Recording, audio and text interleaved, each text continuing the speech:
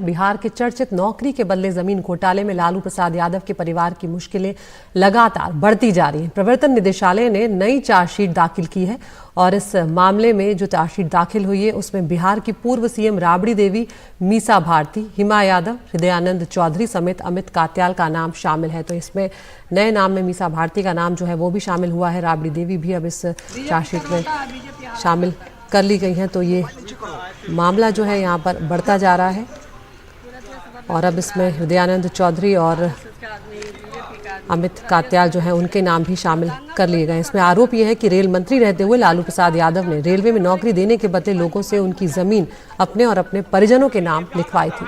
हमारे साथ हमारे सहयोगी मुकेश सिंह सेंगर जुड़ गए हैं। मुकेश, इसमें ये जो नई चार्जशीट दाखिल की है ये सीधे तौर पर लालू प्रसाद यादव के परिवार की मुश्किलें बढ़ाती हुई नजर आ रही है।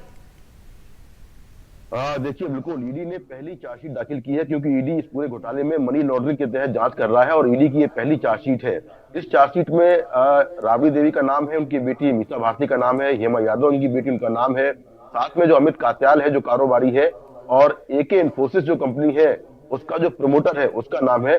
दरअसल जो अमित कात्याल है उसको ईडी ने बीते महीने गिरफ्तार किया था और एलिगेशन ये है कि जो एके इन्फोसिस कंपनी है उसमें राबड़ी देवी के शेयर है।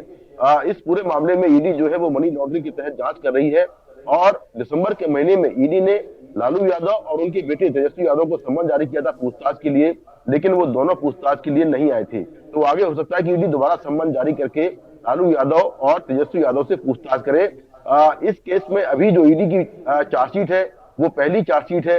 ये जो पूरा मामला है ये सीबीआई ने मई 2022 में दर्ज किया था और उसके बाद जो सीबीआई है वो इस मामले में 2 चार्जशीट पहले ही पेश कर चुकी है और उस केस में सीबीआई वाले केस में लालू यादव, राबड़ी देवी, तेजस्वी यादव समेत तमाम जो आरोपी हैं वो जमानत पर हैं। सीबीआई ने उस केस में कुल 17 आरोपी बनाए थे और उसके बाद फिर ईडी ने मनी लॉन्ड्रिंग के तहत ये पूरा मामला दर्ज किया था।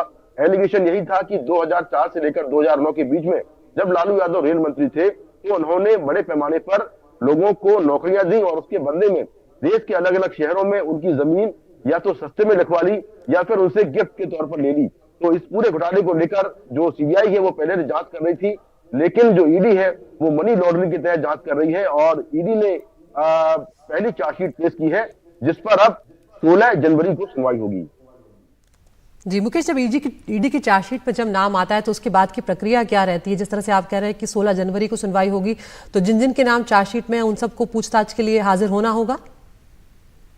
देखिए, 16 जनवरी को जो कोर्ट है वो चार्जशीट पर संज्ञान ले सकता है। संज्ञान लेने का मतलब ये होता है कि संज्ञान लेते ही इस केस में जितने आरोपी हैं उनको कोर्ट सम्मन जारी करेगा, उनको कोर्ट में पेश होना होगा और फिर डे टू डे जो हियरिंग है इस केस में, जो सुनवाई है वो शुरू हो जाएगी।